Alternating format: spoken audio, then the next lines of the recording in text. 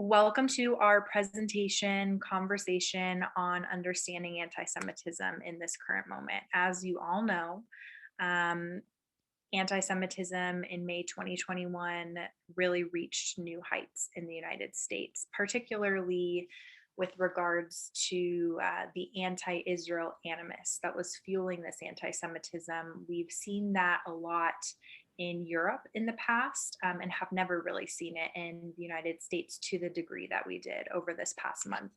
There's a lot of misconceptions and misunderstandings surrounding anti-Semitism itself, but particularly when and where language around Israel can veer into anti-Semitism. And so that's what we're going to be trying to unpack today. And hopefully as well encourage our allies and give people some concrete tools that they can walk away with to engage in conversations around the Israel-Palestine conflict from a place of empathy from all sides and a place of knowledge of anti-Semitism and the ability to do that responsibly without adding fuel to this anti-Semitic fire that we're currently experiencing.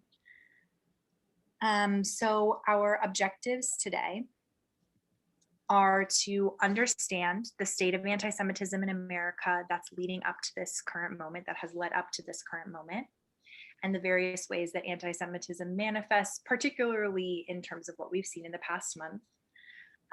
We're going to be using the IHRA working definition of anti-Semitism, the International Holocaust Remembrance Alliance working definition of anti-Semitism, and its Israel-related examples to do that, which we encourage all people to use that definition. It is the definition on record with the US State Department, Department of Education, as well as over 25 countries, mostly in the EU. We're going to also, towards the end of the presentation, examine the impact of inflammatory and hyperbolic language and how I've said this has really added some fuel to this fire, and explore suggestions on how to responsibly engage in these conversations.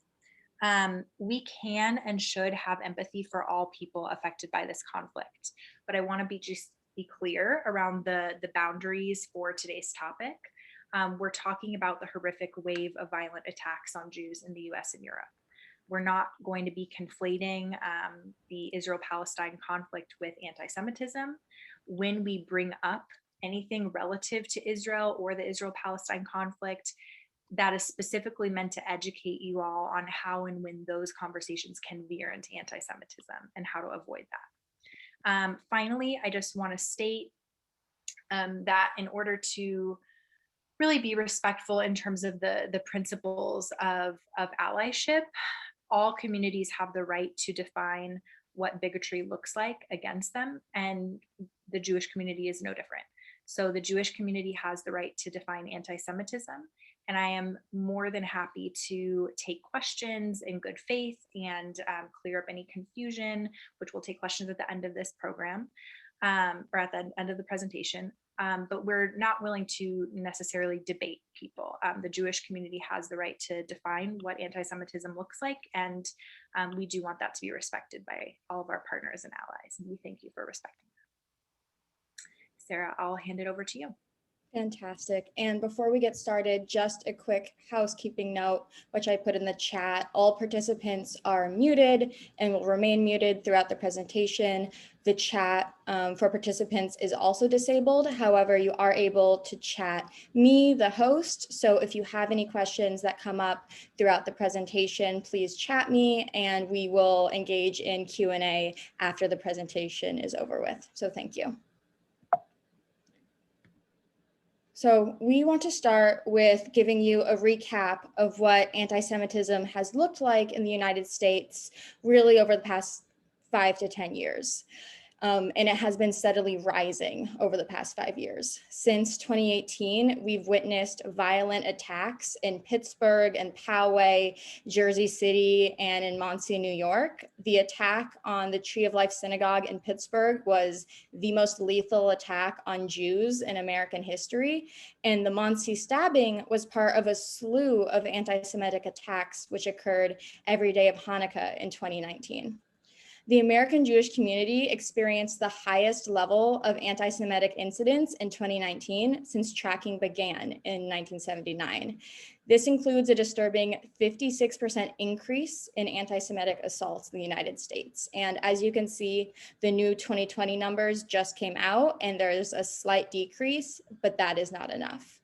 Additionally, while Jews account for less than 2% of the American population, the 2019 FBI hate crimes report found that more than 60% of religious-based hate crimes in 2019 targeted Jews. And recently, over the past year or so, we've seen a massive amount of anti-Semitism related to the pandemic, especially online, as you can see in the memes and tweets we have here. We've seen the claim that Jews or Israel are the real virus in the world, and we've seen the reimagining of classic tropes of Jewish control and greed, which have contributed to the claim that Jews or Israel manufactured the virus to gain money or power or simply to kill people. All of this has further perpetuated the idea that global Jewry or Zionists conspire, as they always have done, according to anti-Semitism, that they conspire to undermine world economic stability in order to facilitate control over it, which of course goes all the way back to the protocols of the Elders of Zion. And we see that in modern day. In October, the American Jewish Committee released its first ever State of Anti-Semitism in America report, which revealed deep anxiety among American Jews and also a disturbing lack of awareness among the general public of the severity of anti-Semitism in the United States. So I'm going to highlight a few of the key findings from that report in order to further set the stage for our discussion tonight. When surveying American Jews, the report found that 37% of American Jews said that they had been victims of anti-Semitism over the past 5 years. And as you can see here, 31% of Jewish respondents said that they had avoided certain places or events out of concern for their safety. We've also seen unnerving discrepancies between the general public and American Jews and their views of the rise of anti-Semitism. So while 82% of Jewish respondents said that anti-Semitism has increased over the past 5 years, only 43% of US adults said the same. And this was one of the most disturbing findings to me. Nearly half of Americans are unfamiliar with the term anti-Semitism. A quarter of the respondents said that they had heard of the term, but they weren't sure what it meant. And a total fifth of the respondents said that they had never even heard the term anti-Semitism before.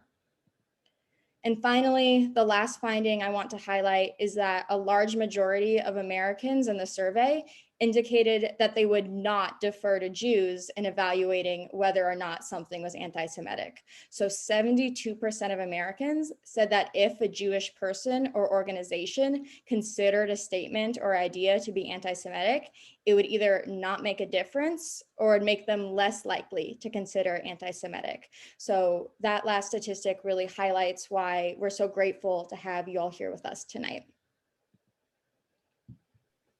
Absolutely. And the reason that we did that recap is because we really want our partners and our allies to understand how much the American Jewish community has been through over the past few years, the anxiety level that the community already was sitting in before this month of this horrific surge in anti-Semitism, and just understand that really emotionally, a lot of your Jewish friends and neighbors and members of your communities are kind of at an emotional breaking point. To see this wave of violent anti-Semitism happen when we've already been through so much over the past few years is a lot. And so I will say this at the end again, but definitely recommend checking in on your Jewish friends and offering them support, emotional support at this time.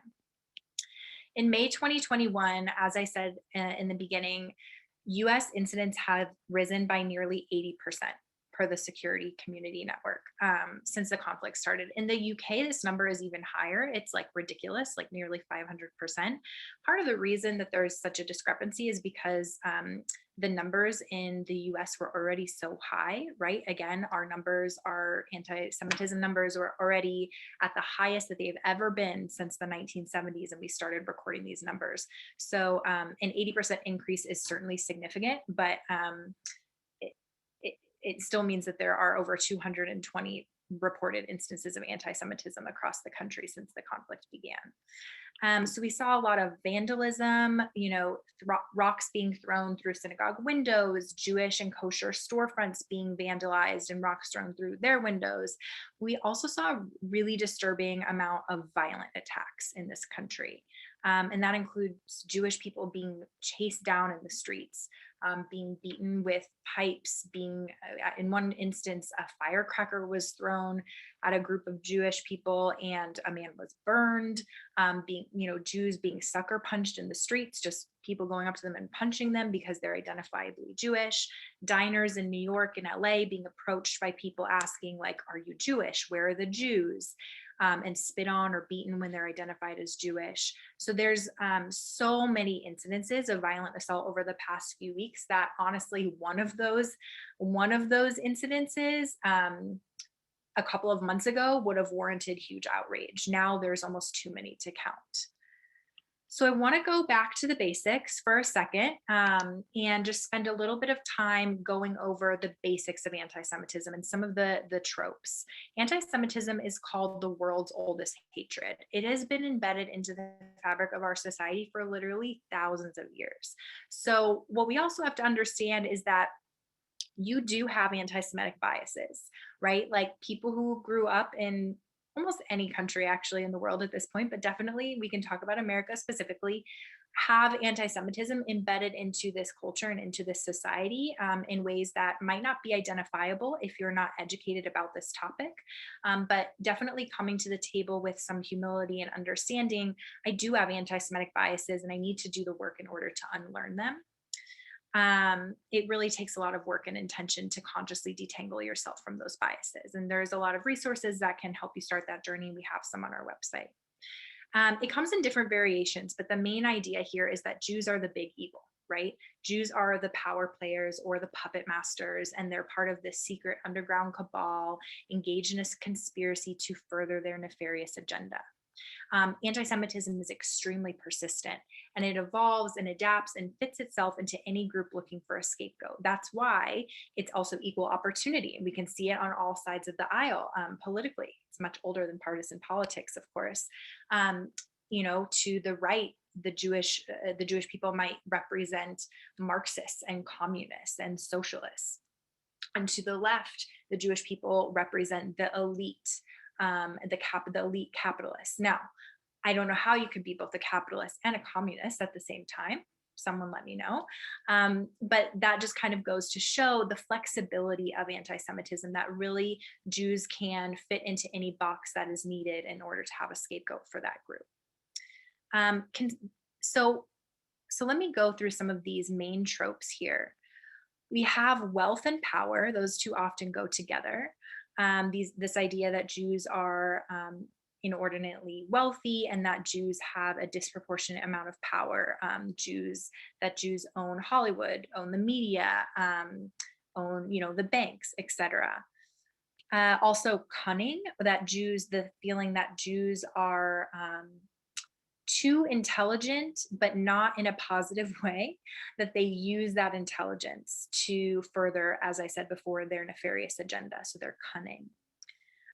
Disloyalty, we'll go over that a little bit more later on, but the idea, this was very heavily used in Europe up until and post-emancipation in the 1800s, as well as Nazi Germany. The idea that Jews could never be a full citizen of the country in which they reside because they will always be more loyal to the global Jewish community than they will be to their own country. So this idea of dual loyalty, or really disloyalty, as well as the concept of bloodthirstiness, or that we're bloodthirsty and that we're sort of demonic in a way. And this is very often seen in a resurgence of the blood libel, which is a medieval trope that we'll again talk about a little bit later. And the idea that Jews would use Christian children's blood for their Passover rituals. Obviously, totally false. But there's this idea that Jews are sort of subhuman, that they are inherently evil. They are inherently bloodthirsty and really demonic. We'll see a lot of that imagery as it relates to Israel. So as I said, anti-Semitism really is a big conspiracy theory. Again, these theories of the Jews sort of pulling the strings in the background for their own malicious aim. It also thrives using coded language and dog whistles. So coded words such as globalist, cosmopolitan, elite. What we're seeing a lot now as well is Zionist. Zionist is used as a code word for Jews, not only by the far left, but also by the far right. Equal opportunity there. You don't have to think that you hate Jews to perpetuate anti-Semitism. That's what I mean when I say that it is so embedded into the fabric of our society that so often, you could easily just repeat things that are using coded words that you've heard, having no idea that does actually refer to Jews and the Jewish people. And so that's why it's really important to do the work in unlearning it. I also want to clarify that there is no such thing as a positive stereotype, right? Sometimes people think that, it's a compliment to say that all Jews are wealthy or all Jews are powerful. Those are not compliments, because those are false ideas that have been used to justify violence against the Jewish community for literally centuries. So there is no such thing as a positive stereotype, and these stereotypes are not innocuous. They are dangerous and lead to violence against our community. Anti-Semitism also functions uniquely. For example, with anti-Black racism or homophobia or other forms of bigotry, the person perpetuating that bigotry considers themselves to be superior to the other group and is punching down. And the stereotypes associated with that are often degrading stereotypes.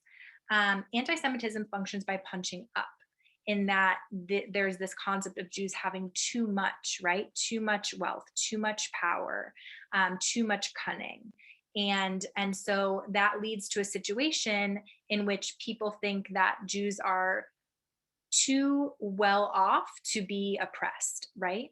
But it's punching either way. It's just punching in a different way. It's punching up versus punching down. And because anti-Semitism sees Jews as inherently conniving, evil, and powerful, this isolates Jews from receiving support or allyship. But you have to understand that this way of thinking is a function of anti-Semitism.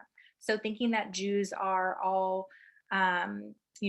have privilege and are way too powerful and don't deserve allyship is how anti-Semitism works to isolate the community from all other communities.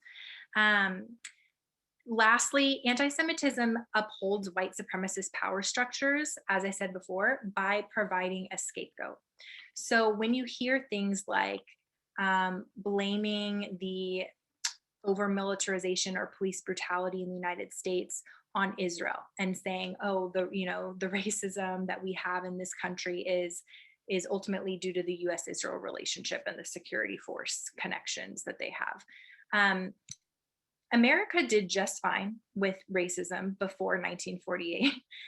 It's not because of Israel, but that sort of thinking serves to deflect responsibility and accountability from the actual power structures that are implementing those racist and bigoted acts and systems, right? So that is how anti-Semitism works, is to provide that buffer zone in between the people who are actually in power and the people who are being affected, the masses, by saying, hey, it's not us, look over there, it's the Jews.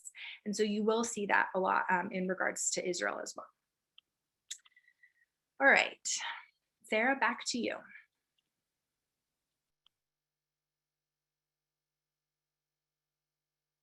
Sarah, you're on mute. Thank you. As stated at the beginning, we will be using the International Holocaust Remembrance Alliance working definition of anti-Semitism to provide examples of anti-Semitism that we've seen over the past couple of weeks. And the IHRA working definition of anti-Semitism provides a comprehensive description of anti-Semitism accompanied by a set of practical examples that can be used in context to determine whether something is or is not anti-Semitic. And this definition is used around the world. It has been adopted by almost 30 countries. It's used by the US Department of Education, the US Department of State, universities like Oxford, cities like the city of Miami, and even sport teams. And tonight we're going to be specifically looking at the Israel-related examples. If you're interested in looking at the other examples, we have resources on our website for the IHRA definition. But please note that the IHRA definition clearly states that criticism of Israel, similar to that leveled against any other country, cannot be regarded as anti-Semitic. So to be extremely clear, no one from the Jewish community is saying that you are anti-Semitic if you criticize Israel. The only people claiming that criticism of Israel is anti-Semitism are people who are using Israel as a cover to perpetuate anti-Semitism and don't want to own up to it. So we'll get more into how to have responsible conversations about Israel and when legitimate criticism of Israel can happen. So the first example that we're going to look at is holding Jews collectively responsible for the actions of the state of Israel. Attacking Jews or Jewish institutions around the world as a response to Israeli policies and actions is anti-Semitic. We saw this in Los Angeles when a group of protesters asked the patrons at this restaurant if they were Jewish before launching an attack on those eating dinner there. And those protesters were heard chanting "Death to Jews" and "Free Palestine." We also saw this in New York. Jews were attacked outside of a synagogue in Brooklyn. And of course, we've seen countless synagogues across the country vandalized. In addition to attacks on Jewish people and Jewish property, we're also seeing this form of anti-Semitism online, especially in the comment sections of Jewish accounts on Instagram and TikTok, commenting on posts not related to the conflict at all. So with this really sad example of even on a Holocaust survivor's Shabbat message was inundated with anti-Semitic remarks. And just as a general rule of thumb, bringing up Palestine or the conflict just because someone is Jewish, when that is not part of the conversation, is not okay. The second example. I would also add here that while this should be, I hope for everyone on this call, pretty straightforward, this example is probably the easiest one to identify and understand. This applies to Israelis as well. So implying that violence against Israeli civilians is okay would also fall under this example. Holding civilians responsible for the actions of government is not okay. And is deeply inappropriate and dangerous. So we don't want to dismiss the humanity of anyone. That includes Palestinians and includes Israelis as well. Thank you for that addition, Gabi.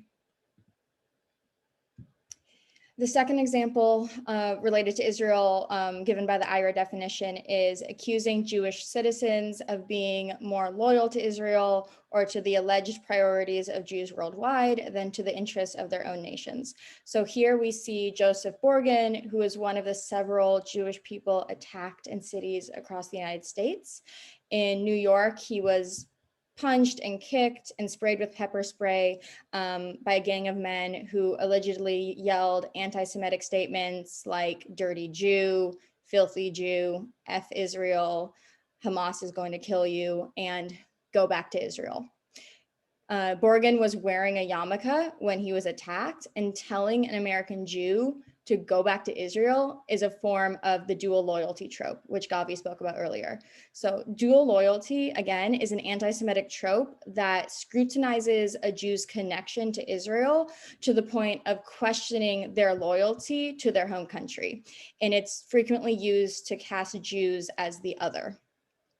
We've also seen this occur on college campuses over the past couple years or so, where Jewish students are asked to denounce the actions of Israel or the Israeli government in order to participate in progressive movements. So again, having Jews disassociate themselves from Israel and accusing them of their loyalty to Israel is anti-Semitic.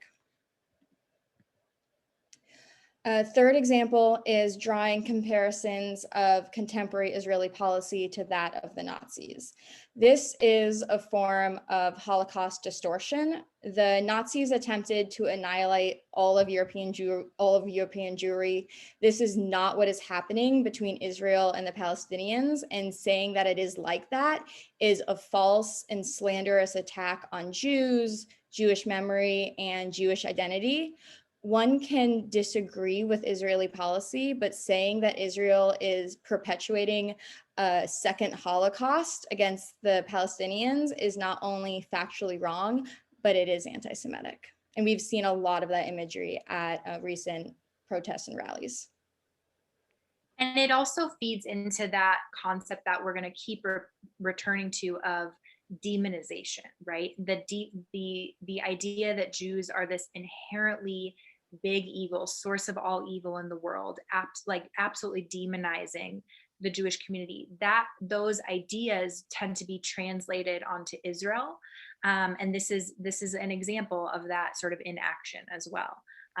Who is more abhorrent than the Nazis? Who's more demonized than the Nazis? Honestly, well deserved, certainly given what they did, but sort of putting that onto Israel as a way of perpetuating that same idea of Israel as the source of the ultimate evil in the world.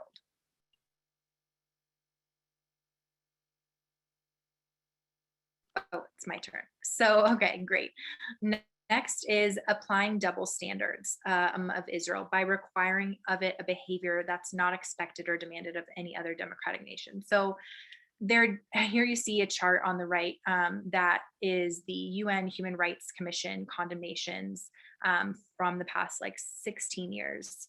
You'll see that while so many countries, like for example, Turkey or Sudan, Saudi Arabia, China, given what it's doing to the Uyghurs, have zero condemnations from the United Nations Human Rights Commission, Israel has 95.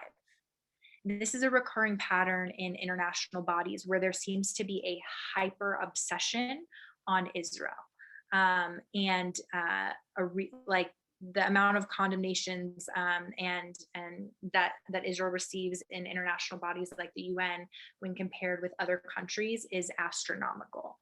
As well, celebrities, comedians, and other influencers criticized Israel's military campaign against Hamas in Gaza. And the criticism on its own is not inherently anti-Semitic.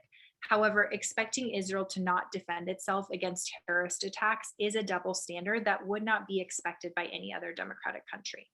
Hamas did fire several thousand rockets indiscriminately at Israeli citizens, terrorizing millions of Israeli men, women, and children across the country.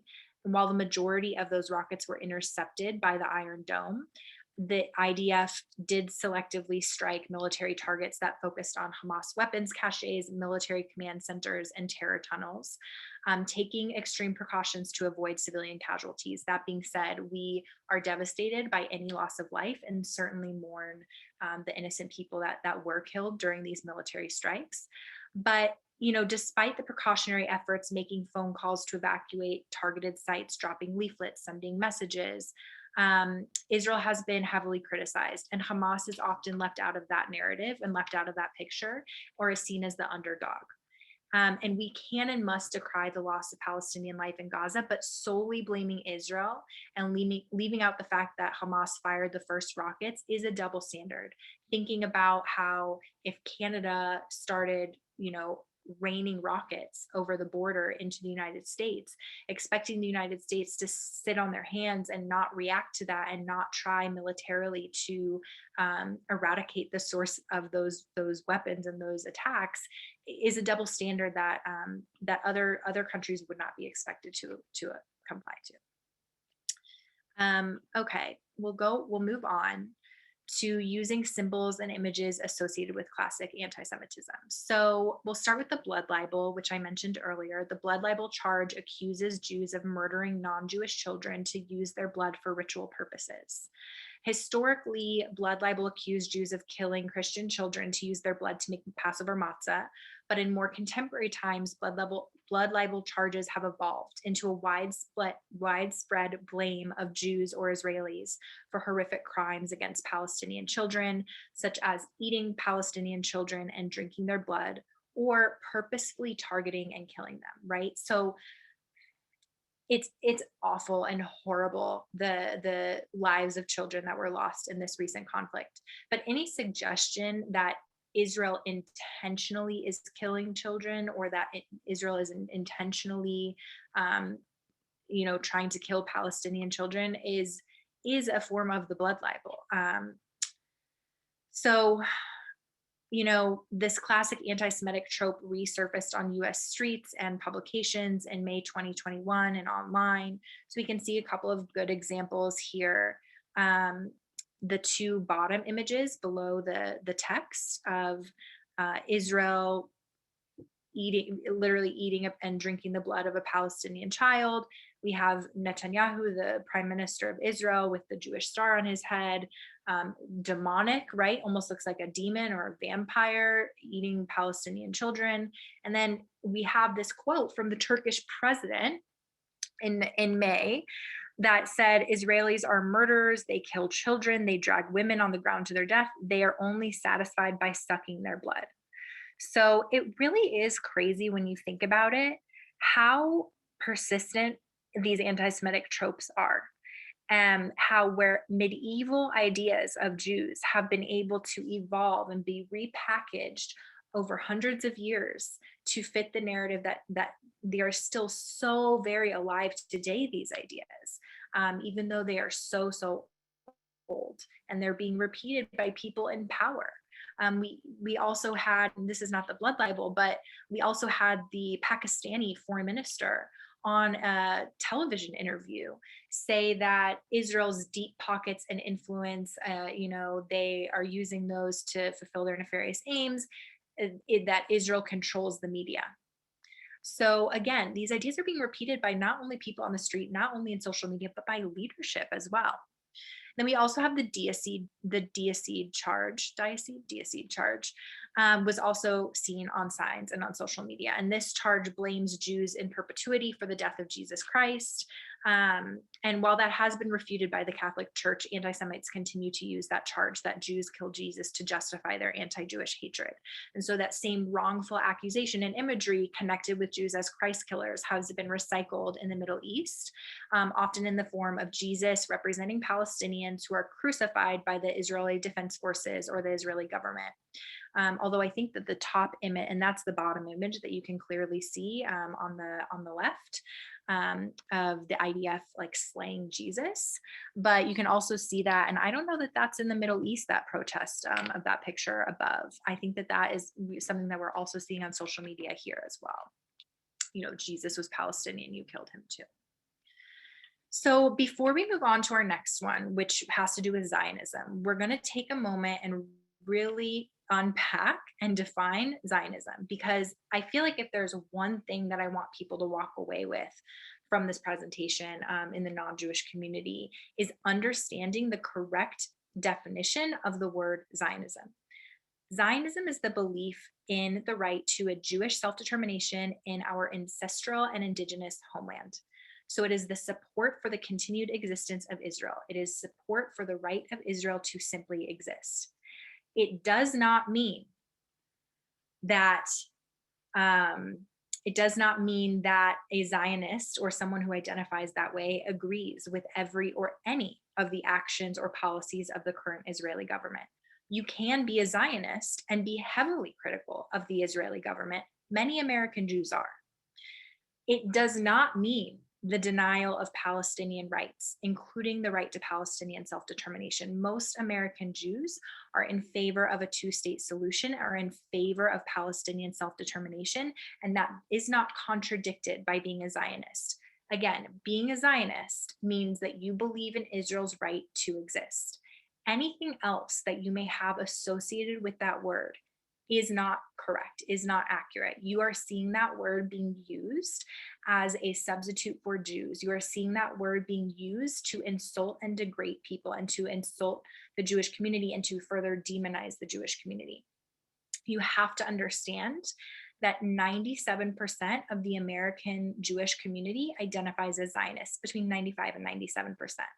So when you say Zionists are evil, you are saying Jews are evil. You are talking about the Jewish community, and we really need to work on coming to a common understanding of what this word means, because it's being used in ways that it should not. So anti-Zionism would be opposition to the Jews having a Jewish state in our ancestral homeland, and denies the Jewish people's right to self-determination. Often people feel that they're anti-Zionist while simultaneously advocating for Arab-Palestinian self-determination, which again, we are not against in any way. But if you are advocating for one ethnic group, one group to have their own nation state, and saying that the only group out of all the people in the world that doesn't deserve their own nation state are the Jewish people, that is anti-Semitism. That is discrimination, and that is singling out Israel and the Jewish community in ways that no other community is. So I hope that that makes sense, and we will continue kind of teasing that out, and I'm happy to, again, take questions at the end about that as well. But it is you can, yeah, great, go to that slide. It is a recognized form of anti-Semitism in the IHRA definition, which is, again, the most internationally recognized definition on record on anti-Semitism. It is in that definition that denying the Jewish people their right to self-determination is anti-Semitism. So what other country in the world is being called to be dismantled? You know, what other country in the world is said that you are not legitimate, you have no right to exist at all as a country? There is no other country that is being attacked in that way. And the only common denominator in the situation is that it's a Jewish state. The Jewish people are the only people that are being told that they do not deserve to have a state in their homeland. Once again, it does not mean, Zionism does not mean that we do not believe the Palestinians should have a homeland. We at AJC, at JCRB AJC, are on record supporting a two-state solution. So I also want to encourage our allies to avoid tokenizing Jews that may agree with them but are not representative of the community as a whole. So we're seeing a lot of that go around. This idea of good Jews versus bad Jews is not new.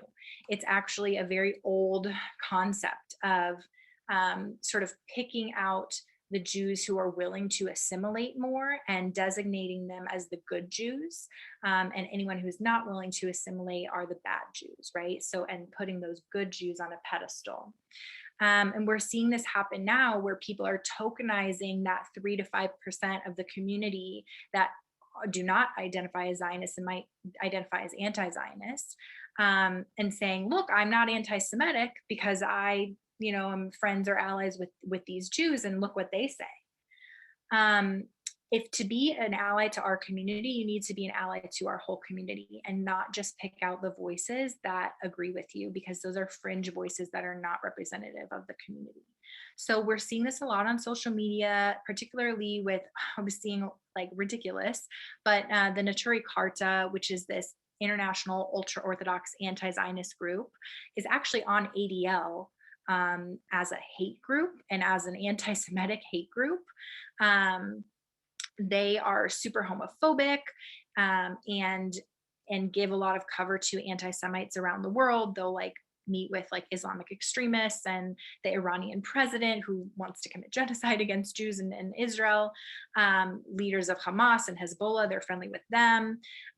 So they believe that Israel should not exist because only God can restore Jewish sovereignty in the land of Israel by bringing the Messiah. So it's for religious purposes that they believe in that.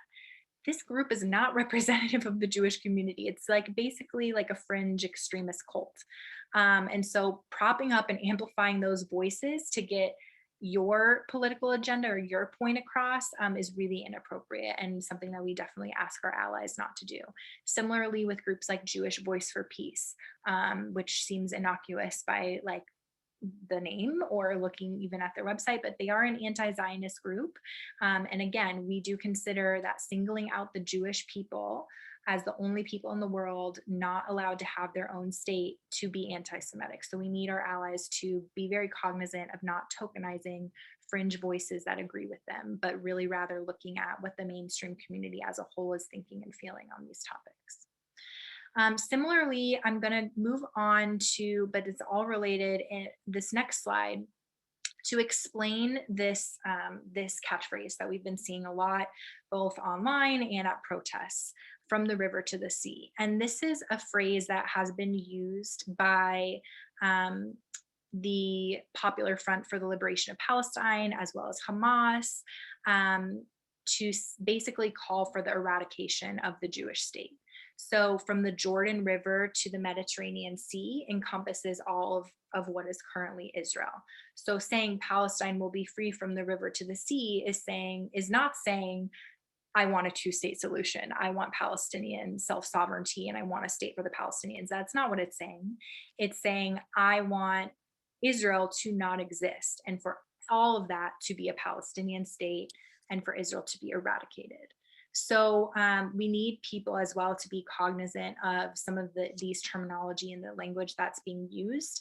Again, our intention here is never to, we are not trying to delegitimize the Palestinian people's struggle in many ways and their rights and their right to dignity and to thrive. And there are legitimate criticisms to be made and ways that we can improve as an international society and ways that Israel can improve. All of these solutions, of course, are complicated, and that's not the topic of today's conversation. But I want to just emphasize that our intent is not to delegitimize the movement for Palestinian rights, but really to shine light on some specific ways that that anti-Semitism can occur in these conversations. And so this phrase, while it might seem innocuous, is actually, again, calling for the eradication of the Jewish state and would be obviously then explicitly anti-Zionist. And from our perspective, the perspective of the mainstream Jewish community and the IHRA working definition, anti-Semitic. So a really good way of sort of summarizing all of these main points is to really think about, again, not all criticism of Israel is anti-Semitism, but think about the 3Ds. Demonization, this concept that Israel is evil or the source of all evil in the world, that Israel is the source of all conflicts in the Middle East, that Israel is behind 9/11, or etc. All of this, the demonization of Israel as a uniquely evil entity. Double standard, saying Israel is wrong for something that other countries do legally, or this hyper obsession around Israel when other countries are not being condemned for far, far worse human rights violations. And delegitimization, the saying that Israel has no right to exist as a Jewish state. So this is a helpful framework. And in the cartoon shown here, we do see the distorted face of former Israeli Prime Minister Ariel Sharon superimposed onto the body of a devil. So again, that's very clear here that you're painting, again, Israel, the Jews, as evil and as the devil, which is a very, very, very old trope. Again, I'm also going to reiterate that saying Zionism is terrorism, Zion is white supremacy, all Zionists are evil, is anti-Semitic, because all it means when you are a Zionist is you believe in Israel's right to exist. Demonizing the Jewish people in that way, when most of the Jewish community identifies as Zionist, is not appropriate and is anti-Semitic. So a couple of additional common claims, and you can just go ahead and move on to the next slide. Thanks. We've also been seeing a lot of accusations of settler colonialism, which deny Jewish, cannot pronounce this word, indigeneity. I think I did that right, in the land of Israel. So the Jewish people are indigenous to the land of Israel. It is our ancestral homeland. We first achieved self-determination there 3,000 years ago. And Jews were never fully absent from the land of Israel. There was always a continuous presence and a Jewish population that remained there throughout the years. But while the majority of Jews lived in exile in Europe and Arab countries, they began to move to what is now Israel in the end of the 19th and early 20th centuries due to increasing persecution. And then since Israel's establishment shortly after the Holocaust, Jews have moved to Israel from all over the world, seeking a place that they can live freely and safely as Jews. We also need to understand that, you know, well, Jewish leaders, Jewish and Israeli leaders have consistently acknowledged the presence of Palestinian Arabs and have supported efforts to partition the land into Jewish and Arab states from 1937 to the present day. The best known attempt to divide the land came in the 1947 UN partition plan, but many successive Israeli prime ministers have offered to concede more than 90% of the West Bank and all of Gaza in order to create a Palestinian state alongside Israel. Unfortunately, those efforts have been consistently rejected and about bringing about a two-state solution, as they did in 1947 and continue to do to this day. When we say settler colonialism refers to an attempt by an imperial power to replace the native population of a land with a new society of settlers.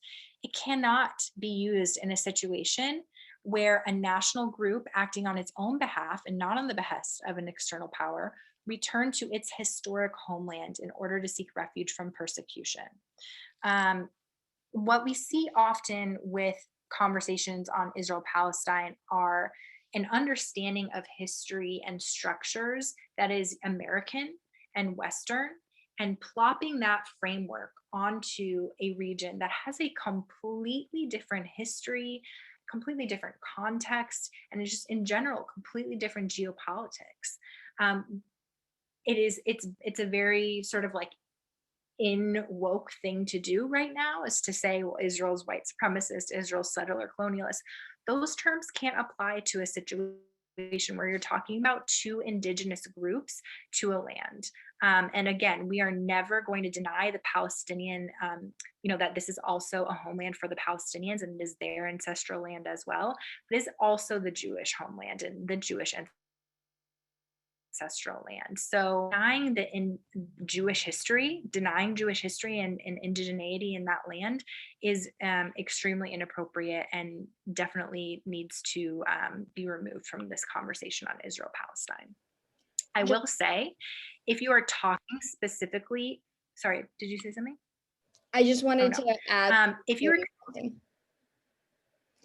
I just wanted to go add ahead. that this example is taken from an Instagram post that was liked hundreds of thousands of times and was shared, I would say hundreds of thousands of times on Instagram. And so that's why this line of thinking and the perpetuation of this claim is so dangerous, because people that are reposting this image who do not know about Jewish history and indigeneity to the land see this one slide infographic and will think that Jews are not indigenous to the land. So that's why I included this. And we will see a couple other graphics from Instagram where we are not specifically talking about social media just in this presentation tonight, but I did want to highlight a lot of the anti-Israel images we are seeing over the past couple of weeks. Right. And I was going to say, though, if you are talking about the West Bank only, using the term settlers in that context is okay.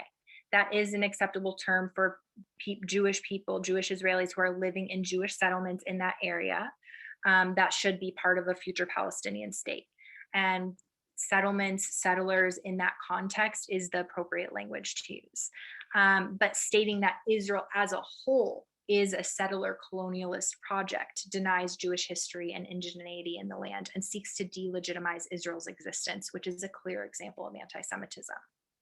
So you can see here with Israel in quotation marks, like delegitimizing the existence of the state. Next is accusations of white supremacy. This honestly, absolutely absurd thought that Zionism is white supremacist. 50 to 60% of Israeli Jews are Black and brown people. They are from Ethiopia, India, and the Middle East. And the Jews from the Middle East, the Mizrahi Jews, were forced out of their homes starting in the 1940s, and were forced to immigrate to Israel because they were no longer welcome in their countries that they had lived for sometimes millennia. So it actively denies and erases the lived experience of many Jews of color in Israel to reductively and inaccurately state that Zionism is white supremacy. Zionism is the reason that half of the Jews in the world are still alive, and a lot of those Jews are not white. So again, this erroneous thought that we can take our understanding and framework of American history and somehow plop it onto the Middle East, where the peoples there are so diverse and have extremely different histories and context, is not okay, is completely inaccurate, and we definitely need our allies to refute that. There is really no coherent way to understand the Israeli-Palestinian conflict as one based on race. And while that may be very popular to think of this as like a white supremacy versus people of color dynamic, that is absolutely not what is going on here. We have Palestinian nationalism on one hand and Jewish nationalism or Zionism on the other. And casting Israel as a white oppressor distorts the reality of a multicultural country, which actually does guarantee civil rights for all of its citizens. Lastly, I think for my section, and we're nearing the end, so thank you guys for sticking with us, is the BDS movement. And I want to, the BDS movement is the boycott, divest, sanction movement against Israel. It was started by a group of Palestinian activists, and what a lot of people don't realize is that the founders of the BDS movement have explicitly gone on record saying that they are not in favor of a two-state solution, that they do not want Israel to exist. So again, going back to everything that we've discussed, and that does constitute as anti-Semitism when you're saying that Israel should be eradicated and the Jewish people do not have a right to self-determination, and do not have a right to a state. I heard a leader, Andrew Rayfeld, who is the president now of HUC, refer to BDS as big B BDS and little b BDS, because certainly not everyone who follows or supports BDS is anti-Semitic.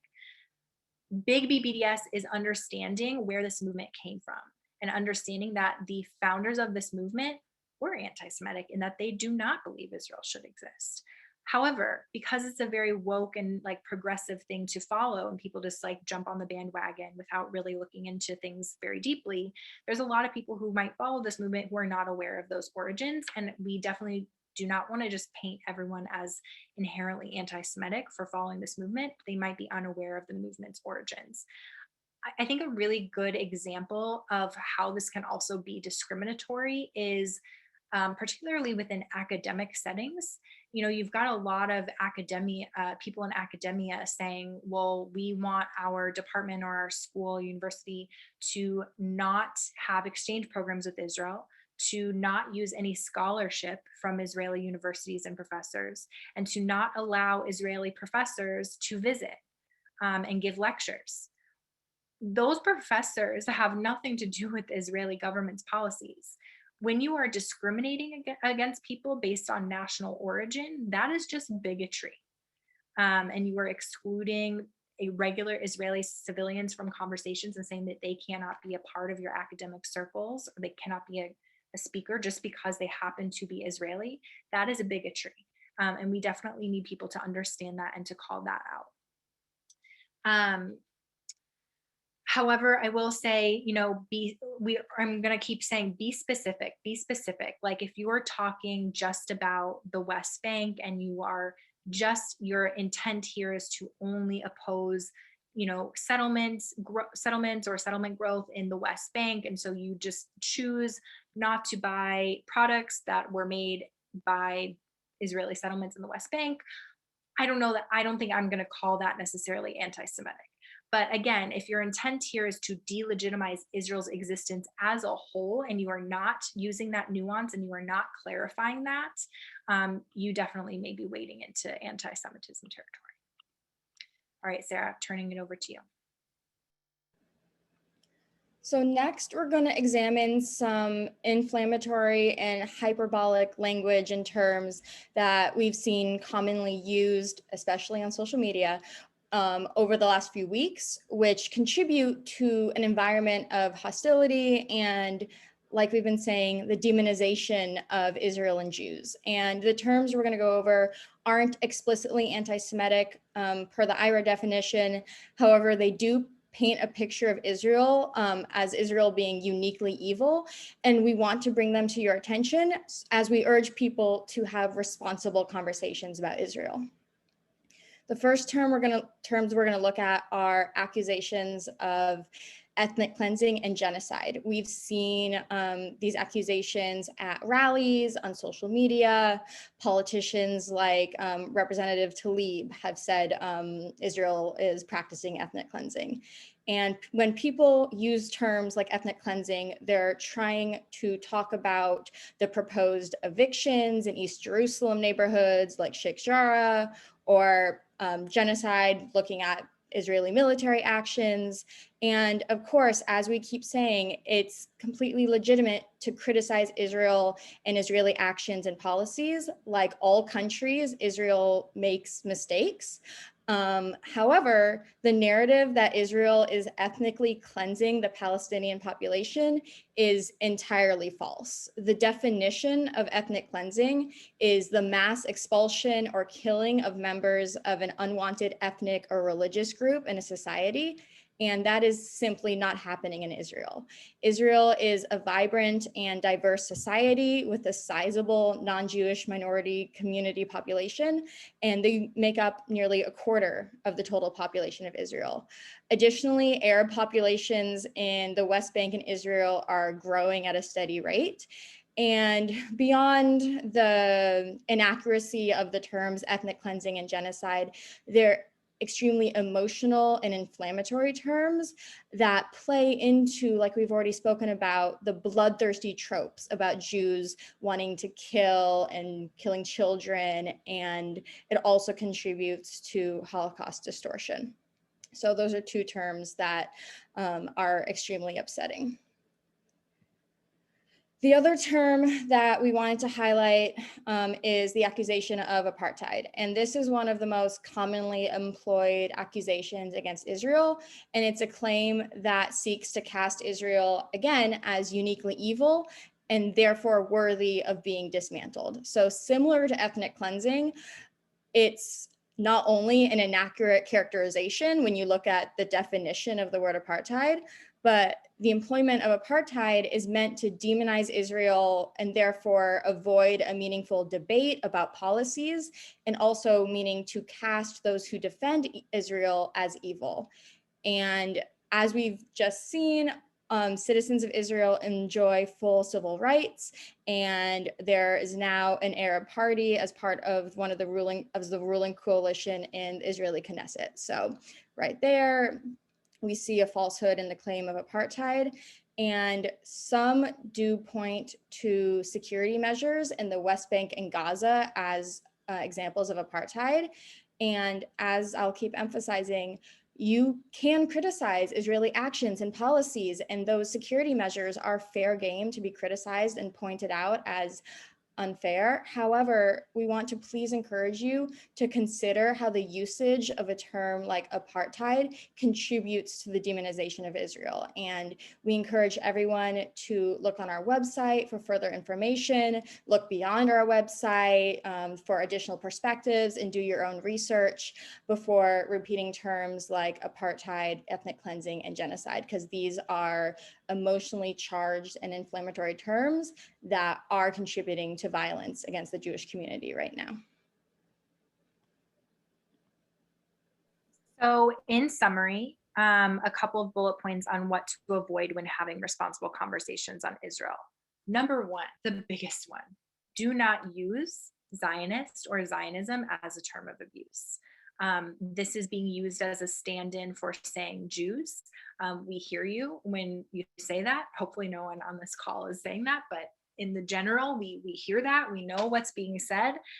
The overwhelming majority of the Jewish community believes Israel has a right to exist, therefore they identify as Zionist. And using Zionist as an insulting term is absolutely anti-Semitic and needs to stop. Please call that out when you hear that. If that person wants to say Jews, they should say Jews. If they want to say the Israeli government, they should say the Israeli government. They should really just avoid using the term Zionists to refer to any group in these types of conversations. Do not tokenize Jews with fringe opinions who agree with you. Listen to the community as a whole. Do not use inflammatory and hyperbolic language such as genocide and other inaccurate terms that serve to further demonize Israel and are contributing to anti-Semitic violence and harassment. You can stand up for Palestinian rights. That is, we are not dismissing that. You can stand up for Palestinian rights. You can do that without using dangerous and hyperbolic rhetoric. Words really matter in this situation, and they serve to really turn the temperature up and the emotions up, and do not serve the peace process, do not serve meaningful debate on these issues, and really only serve to ultimately to further demonize Jews and Israel. Please do not ever qualify your support for the Jewish community against violent anti-Semitic attacks with demanding to know their stance on Israel-Palestine. Or what I've heard as well over the past few weeks is, I'll say like, well, the attacks on Jews are horrible. Well, sure, but what's going on in Palestine is also wrong. This is not an acceptable response. That is dismissive to Jewish suffering, and by conflating the two, that implies there is a reasonable justification for the violence against the Jewish community. Don't say when you're being called out, I'm not anti-Semitic, I'm just anti-Israel. I'm not anti-Semitic, I have Jewish friends. Or I'm not anti-Semitic, it's not anti-Semitic to criticize Israel. We're not saying it's anti-Semitic to criticize Israel. But as we have seen, virulent anti-Israel hatred and the belief that Israel is the only country in the world that has no right to exist is anti-Semitism.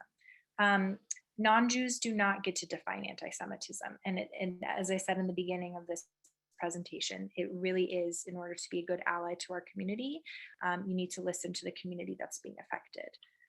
And really examine and interrogate the own biases that you may have that may be contributing to the very easy idea of Israel, the Jewish state, as an inherently demonic and evil entity. Things to do. Be specific. Clarify what you mean when you use words like occupation. If you are talking about the occupation in the West Bank, that is okay. That is actually a word that our organization will use to talk about the military occupation of the West Bank.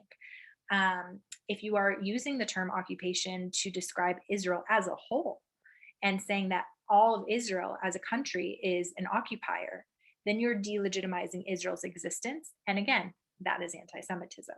So clarification on the terms that you're using is super important. When you're engaging in these conversations, criticize specific policies. Let's be specific. Let's focus on solutions. Let's have those meaningful debate. But again, using incendiary and terms and anti-Semitic tropes is not the way to have any sort of meaningful debate or be helpful at all in pursuing peace in the region. Please embrace nuance and complexity. This is a very old conflict with narratives that exist on both sides and lived experiences on both sides and human beings on both sides. So let's start with empathy always for all people. Finally, how to be an ally to the Jewish community specifically. As I said, listen to Jews when they say something is anti-Semitic. That's number one. Understand that you also, as a non-Jew, have a lot of learning to do in order to unlearn anti-Semitic biases and ideas that are embedded into our society and that are being placed on Israel today. We have resources on our website, and I definitely recommend checking out the Translate Hate Glossary, but also doing extensive reading in order to be really well-versed on this issue, on anti-Semitism. Please speak up and condemn anti-Semitism unconditionally. Again, do not tie it to what's going on in Israel-Palestine. That is implying that there's a justification for anti-Semitism. We need vocal public allies. Condemning anti-Semitism does not mean that you're taking any position on the Israel-Palestine conflict. It just means that you are against Jews being attacked in the streets. please check in on your Jewish friends. They are scared. This is a very emotional time for our community. We've been through a lot over the past several years, and it's been very disturbing. I don't know, I can't say for anyone else's experience, but definitely in terms of being a young person on social media over the past week, like Sarah and I have been talking a lot, and it's been really tough. It's been really tough to see the anti-Semitism coming at us from people that we thought were friends. So please check in on your Jewish friends. The silence from our friends has been pretty disheartening sometimes, and they're scared. So check in. I will say, obviously, we had our press conference today where so many amazing faith leaders, elected officials, civic leaders stood with us in solidarity. And it was so incredible to see that there is so much support for the Jewish community against anti-Semitism. And we do have some really amazing friends and communities out there for which I am forever grateful. So, all hope is not lost. But definitely there are some Jewish people who have not heard from their friends and are definitely wondering why. So check in on your Jewish friends. They really need the emotional support at this moment. And then just to close out, remember that we are the Jewish community advocate for combating anti-Semitism and pursuing justice. So if you do experience or witness anti-Semitism, we would love for you to fill out an incident report form on our website. It doesn't mean that we are going to do anything with that information. We would never do anything without your express permission, but it will help us to just know what's going on in the community and that has been experienced. And we can leave it at that if you don't want us to follow up on it. If you're interested in bringing a training on contemporary anti-Semitism to your workplace or community, please contact us. They're usually a little shorter than this. This was extremely in-depth because we are really going over specifically what, context and examples from the past month, but usually we get this, our anti-Semitism training done in about 45 minutes. And then if you know a Jewish student entering grades 10 to 12, please encourage them to apply for our Leaders for Tomorrow program, which trains them to be effective advocates for the Jewish community, to understand the complexities of Israel and be able to advocate, for Israel as well, and against anti-Semitism. And so this is a program that a lot of youth have found really helpful and meaningful, that we continue to offer. So perfect. Well, thank you all for joining us. We are definitely here as a resource if you would like to discuss anything further. But we hope that this was informative. We'll be putting the recording on our website and on our Facebook so that you can refer to it or send your friends to it. But it's really important that our allies understand these distinctions so that they can engage in these conversations responsibly and so that they can also call out the anti-Semitism that we are seeing. We went through all of these examples, not as some sort of theoretical exercise, like let's just kind of go back to the beginning of this presentation and remember that the reason that we're having this conversation is because this kind of language, misinformation, and anti-Semitism that we're seeing online is translating to in-person anti-Semitism. It's translating to vandalism, harassment, and violent attacks against Jews. So again, words matter, language matters, and the way that we conduct ourselves in these conversations, and that we check other people if they're conducting themselves inappropriately or with anti-Semitism, is extremely important for the safety of our community. So we thank you all for listening and thank all of our allies for standing with us and being dedicated to teasing out these distinctions and upholding them for us. Thank you so much.